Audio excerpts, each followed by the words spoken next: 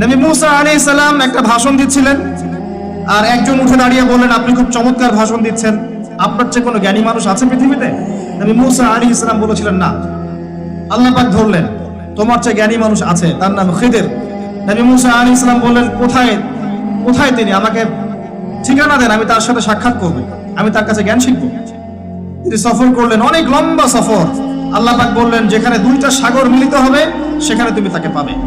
গিয়ে দেখলেন তিনি সেখানে বসে আছেন। বললেন, আমি আপনার কাছে জ্ঞান শিখতে চাই। খিদির আলাইহিস সালাম বললেন, তুমি আমার সাথে ধৈর্য ধরতে পারবে না। সুবহানাল্লাহ।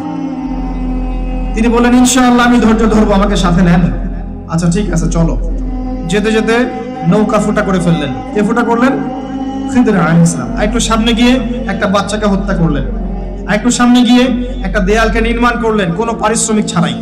প্রত্যেকটা বার মুসা আলাইহিস সালাম বললেন, এটা কেন করছেন, এটা কেন করছেন?